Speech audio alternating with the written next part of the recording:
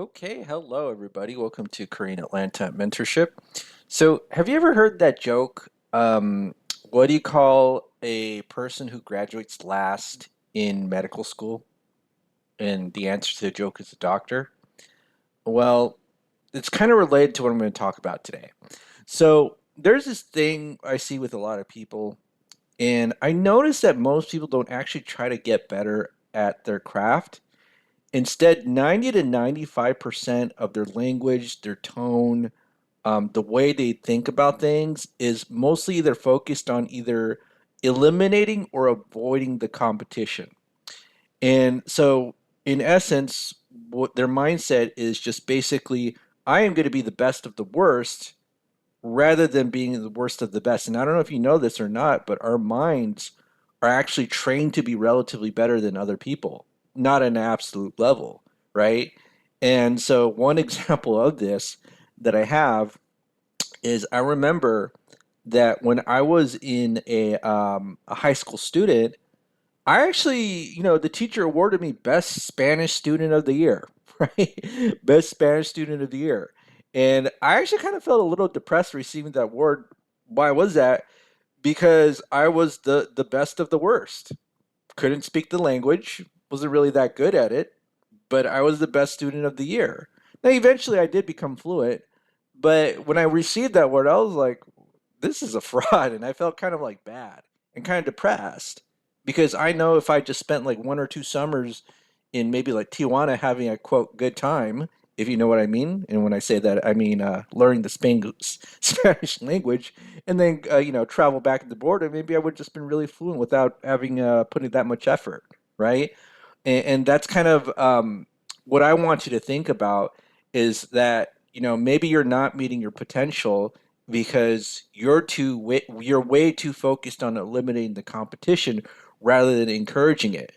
Now, I remember once upon a time when I was a young kid, one of the reasons I used to love playing video games, and it was very different back in the day, was that unlike sports back at the time, you couldn't just watch it, right? Like you couldn't just watch a stream and watch other people play video games. You had to play it yourself. Nowadays, sports and streaming are kind of like the same, where you're just a passive observer of other people, and somehow they get all the money playing video games while they broadcast themselves doing it. It's kind of weird, but back in the day, you had arcades like this where it was like a centralized place, and then you had a ton of people going there. This was in Southern California, and I remember there would be like hundreds of people at arcade tournaments. I was like, wow, it's so cool. There's so much competition, and that's why back in the day, um, this little arcade center called Southern Hills Golfland was known for having the best of the best players because there was so much competition.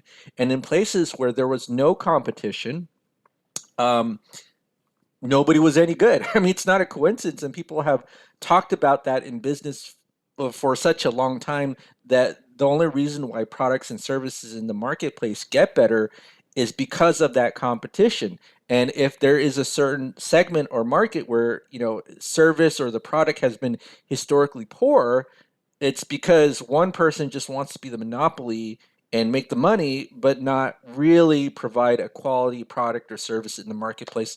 And there are tons of those, right? There are tons of high, like money making, products or services that are quite awful. I mean, everybody says medical care is expensive, but awful.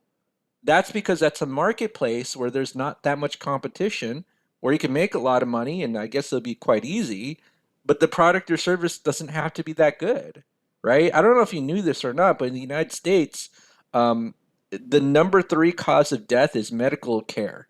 Like, it's literally the number three cause of death. And then if you take a look here and type in iatrogenic disease, number three cause of death. And if you've ever heard of that term, basically that means death caused by the medical system, right? So right here it says iatrogenic death or death by healer is a term used to describe any medical action that unintentionally causes injury, illness, or death. In 2020, iatrogenic death was the third leading cause of death in U.S. hospitals, responsible for approximately $400,000 deaths, right? So just because you make a lot of money really honestly doesn't mean anything. In fact, I would argue that if you have a lot more, if you have a much more competitive market, you probably shouldn't be making as much money, but the quality of the products in the marketplace will be a lot better. Now, how does this relate to me playing, video games? It's because, for some reason in the early 2000s, and I guess because, back in the day, nobody had internet. The only places you could play video games were in arcades, and then as there was more technology developed for the home market, where you could play an exact copy of that game in at home, then people just kind of stopped going to the arcade because they could just play at home. But then what happened? Well, basically, nobody was as good as anymore. Like there was no competition. In fact, after like around 2003, 2004, um, when all the arcades in the United States shut down, I was kind of depressed because it's like I would play people at these games and then they would just give up after one or two games, and I was like, what's going on? Right? And so you need that competition to make you better. And eventually I just kind of gave up because there was no competition because it was so depressing, right? And so if you look at other regions, right, and I'm going to highlight Pakistan, okay? Back in 2019, Pakistan pretty much dominated fighting game esports, Tekken esports, right? 2019, and then year after year after year, but nobody knew that they were that good because all they did was practice in a very competitive environment. So if you take a look at these pictures right here in Pakistan, I don't know what year this was, but I mean, take a look at all these people just practicing, competing, and playing over and over again to be the best of the best. Man, when I look at these pictures, I get really jealous that they still had that arcade culture that we used to have like 20 to 25 years ago still today. Like I really miss that, and for whatever reason people just wanted to not be good anymore and just didn't want to face any competition, whereas these guys, they're playing every single day, and that's how they became the best. In fact, up until 2019 everybody thought like, oh, Korea was the best, right? But then Korea, kind of like the United States, nobody went to the arcades anymore, and some of the best arcades they just kind of closed down.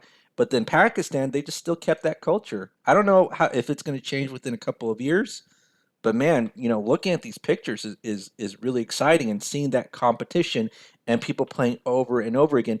And this also is kind of related to having too much resources.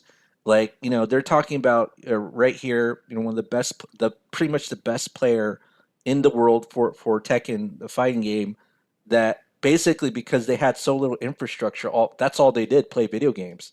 Like I love it. I love it's like an anime. And here in the United States, nobody, this hasn't happened in like 25 years, right? People are kind of, I don't want to, when's the last time you really thought, man, America's like the best of the best? And they're not. I mean, take a look at our schools, take a look at, you type in YouTube school teachers, all you find is frustration, right? How about how school kids suck from teachers?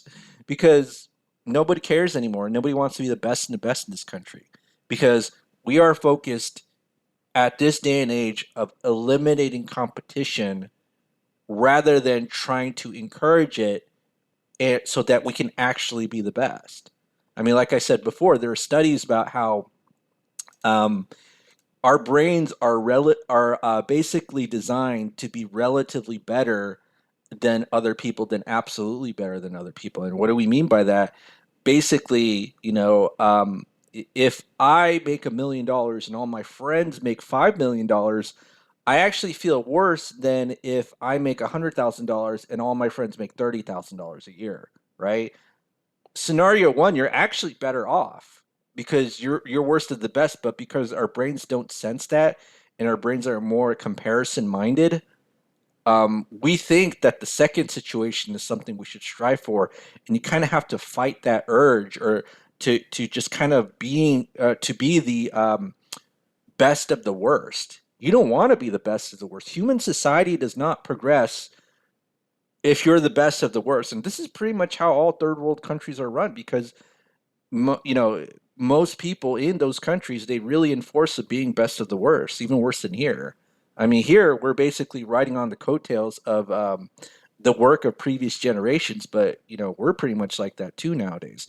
Now, I don't know if you know this or not, but there was a statistic like in the 1800s, 90% of the patents in the world came from the United States, and today it's nowhere near that, right? Isn't that funny? How we this used to be a country of so much innovation, and kind of like the movie industry, our culture has just kind of stagnated because we're so concerned about being the best of the worst. We're concerned about eliminating competition.